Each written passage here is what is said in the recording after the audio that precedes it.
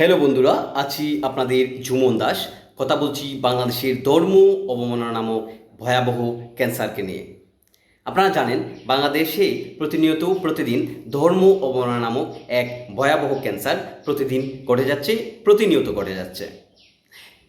হিন্দু, বৌদ্ধ, খ্রিস্টান বা ধর্মীয় সংখ্যালঘু যারা আছেন তাদের উপর প্রতিনিয়ত ধর্ম অবমাননার নামক যে ক্যান্সার সেটা প্রতিনিয়ত তাদের আঘাত করে আসছিল। কিছুদিন যাবৎ আমরা দেখতে পাচ্ছি বাংলাদেশের মডারেট মুসলমান যারা আছে তাদের উপর এই ধর্মীয় অনুভূতির গল্প বা ধর্মীয় অবমাননা নামক গল্পের এক ভয়াবহ ক্যান্সারের বিষক্রিয়া তাদের উপর বারবার প্রতিনিয়ত আঘাত করছে। আমি এখন তেমনই একটি ঘটনা নিয়ে কথা বলছি। আপনারা গতকালকে অনেকেই হয়তো দেখেছেন, বাংলাদেশের প্রত্যেকটা মিডিয়া এই নিউজটা করেছে। চাঁদপুর জেলার দক্ষিণ মতলব উপজেলার বেলজিয়াম প্রবাসী এক তরুণ, ওনার নাম মেহেদি হাসান অনন্ত।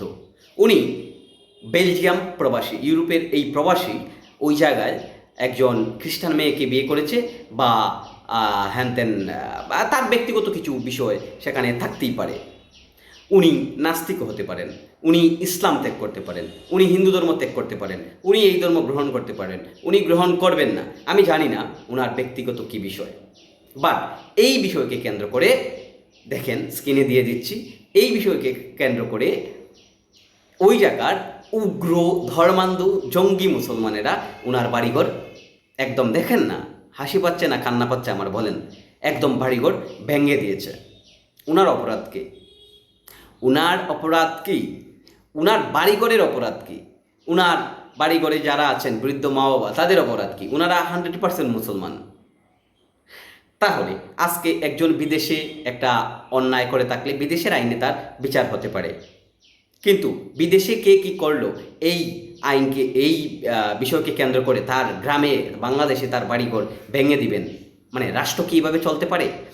এখানে সবচেয়ে ভয়ঙ্কর বিষয় সেটা হচ্ছে বর্তমানে বাংলাদেশের জঙ্গি জিহাদিদের একদম ভয়াবহ উত্থান হয়েছে। বাংলাদেশের প্রতিটি থানায় দেখবেন ওসি হিসাবে যেগুলো আছে, বিশেষ করে প্রায় ধরেন 60% থানায় ওসি হিসাবে যেগুলো আছে এরা হচ্ছে ধর্মান্ধ জঙ্গি এবং ইসলামিক টেরোরিস্ট।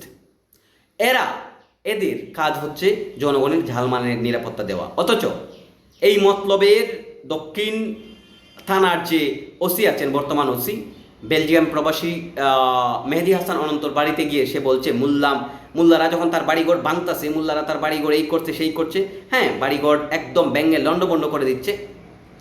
ওই ওসি বলছে যে আমরা এই ছেলেকে ইন্টারপোলের মাধ্যমে বেলজিয়াম থেকে নিয়ে আসবো। কত বড় মূর্খ চিন্তা করেন, মানে একজন বেলজিয়াম ইউরোপ প্রবাসীকে সে নিয়ে আসবে ইন্টারপোলের মাধ্যমে, এবং তার অপরাধ হচ্ছে লেখালেখি করেছে, মানে বাক স্বাধীনতা তার প্রকাশ করেছে যে আমি ইসলাম মানি না, আমি ভগবান মানি না, আমি আল্লাহ মানি না।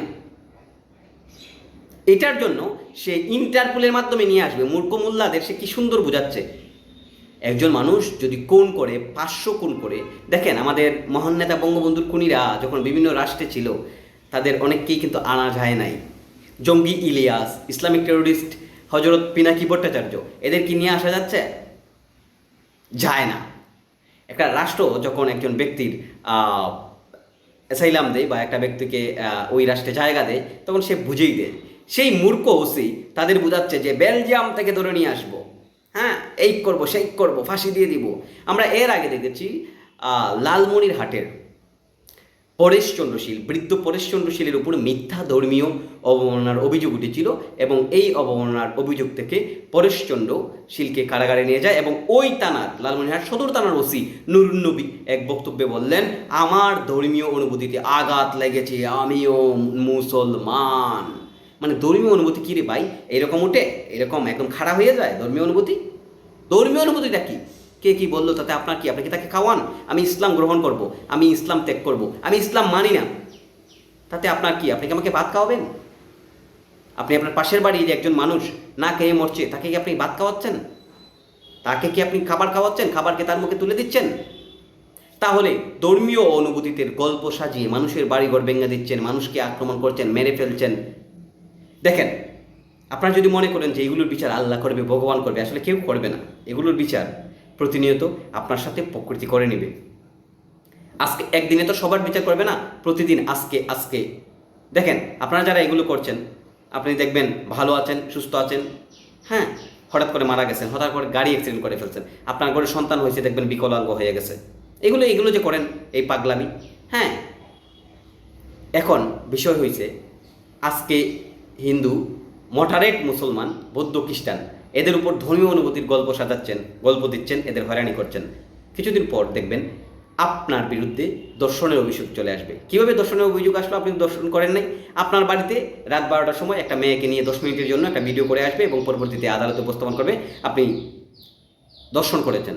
আপনাকে সাথে মেয়ে ঘোষণা করে পাথর ইটিয়ে নিক্ষেপ করে মেরে ফেলা হোক আফগানিস্তানের আইনে, হয়ে যাবে। আপনি মোল্লা হন, বাংলাদেশে কিছুদিন পরে তো মডারেট মুসলমানরা থাকবে না, বাংলাদেশে হিন্দুরা থাকবে না, বৌদ্ধ থাকবে না, খ্রিস্টান থাকবে না, তখন আপনাদের উপরে আসবে। কার উপর আসবে? মডারেট মুসলমানদের উপরে আসবে না, আপনাদের মতো উগ্র জঙ্গি জেহাদি মুসলমানের উপর এই অত্যাচার আসবে। আজকে আফগানিস্তানে যদি কেউ আক্রান্ত হয়, তারা কি ভালো মুসলমান? সবাই তো জঙ্গি, ইসলামিক টেরোরিস্ট।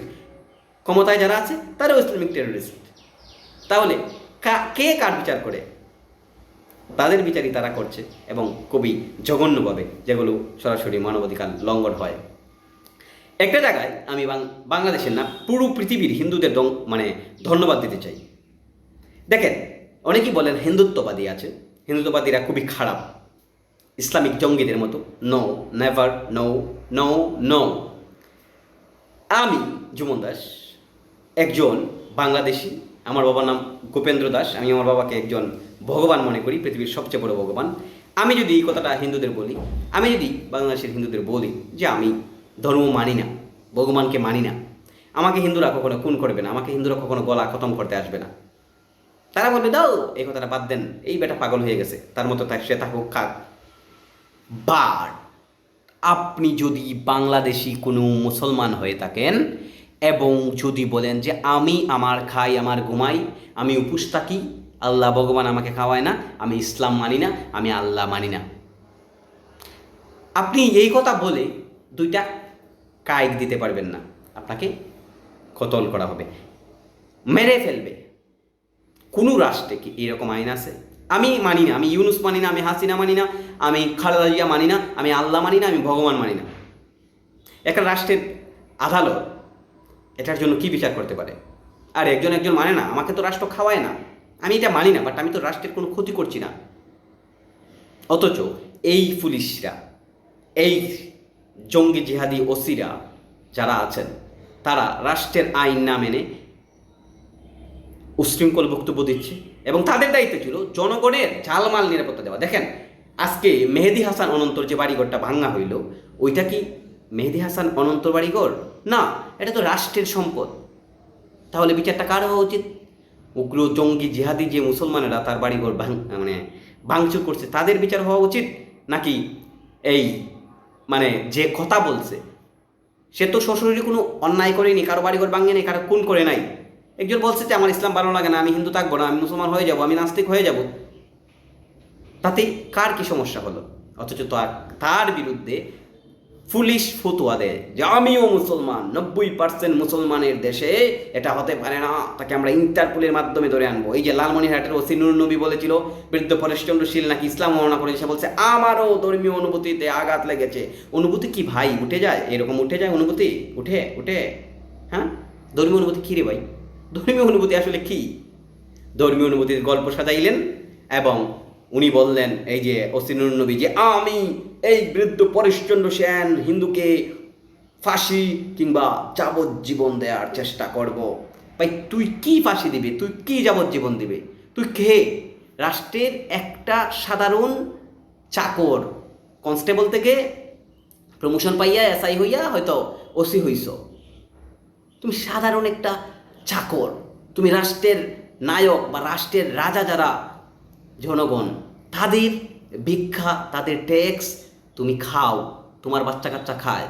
তুমি রাষ্ট্রের আইন, তুমি রাষ্ট্রের নিয়ম শৃঙ্খলা মেনে রাষ্ট্রের কাছে দায়বদ্ধ থেকে কাজ করতে পারো, একজন আসামি গ্রেপ্তার করতে পারো, কিন্তু তুমি বিচারের ঘোষণা দিতে পারো না।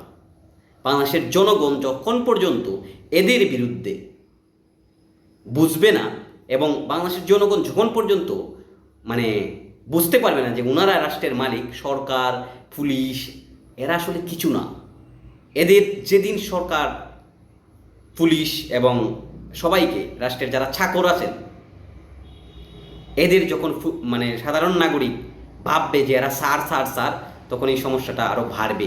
কিন্তু যখন ভাববে যে আমি রাষ্ট্রের নাগরিক, আমি হচ্ছি এই রাষ্ট্রের রাজা, আমি কোনো অন্যায় করি না, আমি ভাত খাই, আমাকে কেউ খাওয়ায় না, আমাকে নিজে খেতে হয়, আমার বাড়িতে বাচ্চারা উপোস থাকে, আমাকে রাষ্ট্র দেয় না, পুলিশ দেয় না, হ্যাঁ আমাকে ইনকাম করে খেতে হয়, এটা যখন পর্যন্ত বাংলাদেশের জনগণ বুঝে যাবে তখন বাংলাদেশে সুন্দর হয়ে যাবে এবং ইসলামিক উগ্র জঙ্গিরা নিপাত যাবে। সবাই ভালো থাকুন, সবাই সুস্থ থাকুন।